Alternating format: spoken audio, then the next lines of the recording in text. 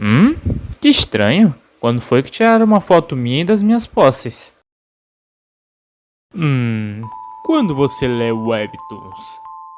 Durante o transporte público pelas manhãs? Em um momento mais particular no dia? Ou...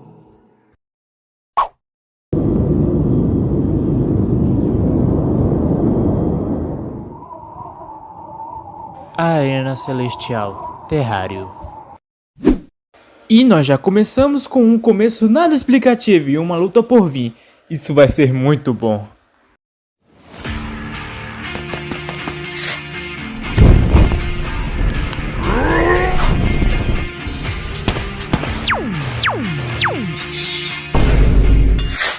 E assim como começa, termina rápido e sem explicação, e já sendo puxado para um otaquinho que estava lendo a história que a gente estava vendo. Isso ficou um pouco confuso.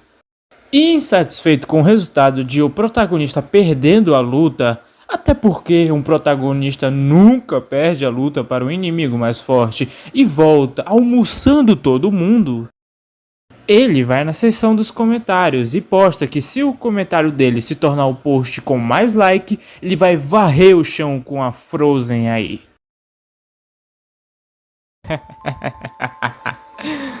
Que idiota engraçado. Você chama isso de comentário? Beleza, vamos ver se você realmente pode fazer isso. Vá. Bom começo. E quando ele tá todo distraído com seus webtoons, uma fêmea se aproxima e pede para se sentar ali do lado dele. Ele fica todo sem jeito e fica se perguntando se tem algum motivo para ela estar ali e o quanto ela é popular e fica cheio das teorias. Mas fala aí, bateu um déjà vu, né não? Pode falar, ninguém vai te julgar não. Não? Ah, para, né? Você que não pega sol há 2 dias e o quarto fede a chilitos e só fica aí de web namoro e anime, não treme na base quando vê uma... Tudo bem. Abaixa essa kunai. Não quis ofender, seu otaku fedido. Tudo isso é interrompido com ela falando... Você pode guardar o meu Marlboro aqui e me devolver depois no intervalo. No início ele disse que não e que não tem motivo para fazer isso por ela. E só foi ela falar... Mas nós somos amigos. E é claro, ele aceitou. 20 likes. Já na sala de aula ele fica se perguntando qual é a melhor hora de entregar o Marlboro para a menina, já que ela estava com o grupinho dela de populares. Até que ele ouviu os populares falando da webtoon que ele estava lendo. E é claro, o sangue otaku do cara começa a ferver e ele vai lá conversar com eles. E ele fala um monte sobre a webtoon e vários fatos gamers sobre a obra. Só que eles só o ignoram e começam a se perguntar se algum deles o conheciam. Aí todo mundo diz que não, e até a menina do Marlboro diante diz que não sabia quem ele era e voltam a ignorá-lo. E ele fica todo envergonhado, paralisado, até que o loirinho aí chega falando que conhecia o webtoon e todo mundo começa a conversar com ele e o prota vai embora. 46 likes. Corta a cena e o prota tá num campo de futebol, pensando na conversa que ele teve e falando que aquilo foi vergonhoso. Mas ele para de pensar nisso quando a bola vai na direção dele e ele fica falando que vai isolar a bola só de raiva e vai com tudo e ele erra e vai direto no gol. Eles nem se irritam com o prota por nem considerá-lo do time e vão direto cobrar o goleiro, que era o loirinho.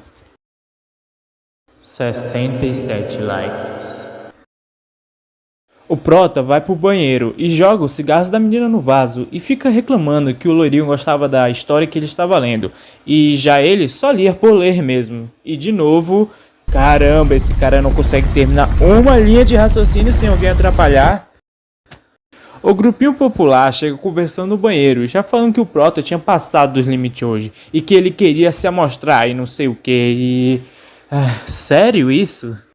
Sério, por que todos os mangás de escola que tem, os caras são sempre como se fossem de umas malditas gangue e não deixa mais ninguém se aproximar, e são sempre muito agressivos, ou são sempre clubes fechados que ninguém entra a não ser que cumpra os pré-requisitos do líder da gangue dos caras.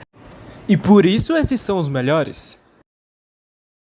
Quando terminam de falar do Prota, eles perguntam pro Lourinho o porquê ele sempre defende o Prota. E ele se vira e fala: é porque ele é lamentável.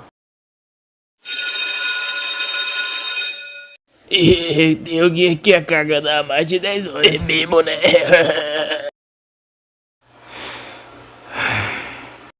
Que alívio. Eu não fui patético.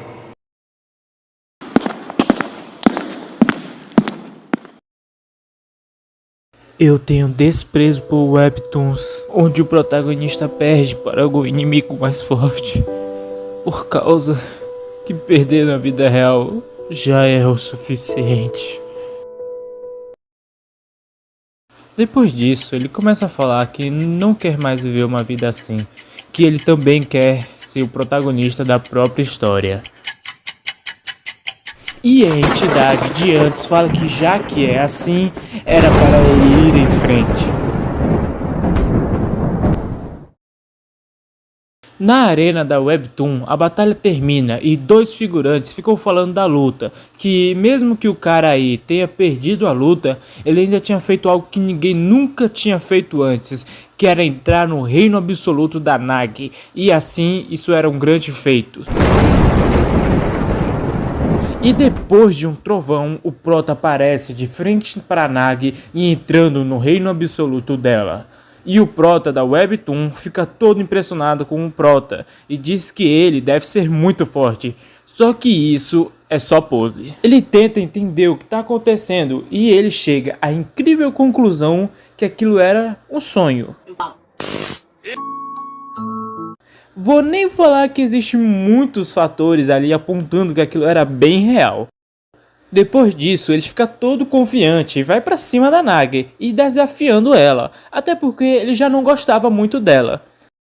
Ela fala que se ele se mover só um dedo, ela vai estraçalhar ele e ela ativa o reino absoluto e mostra ainda mais poder que mostrou contra esse cara.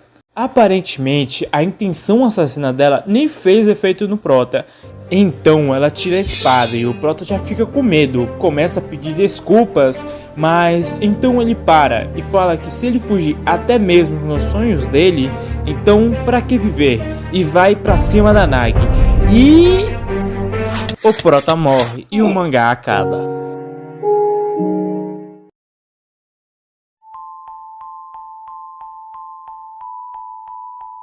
Espera, é só isso? Que chato. E não mexeu com meu coração também. Foi diferente do que ele prometeu. Não pode acabar assim. Certo. E o Prota é puxado para o lugar que essa entidade estava. Quando ele acorda, ele vê essa garota, e quando ele pergunta para ela aonde ele tá, ele já é agarrado pelo pescoço e sufocado, e ela diz que não era para ele ter falado com ela, e que ele tava querendo briga. E antes que fizessem spawn kill de novo nele, uma voz diz para ela parar.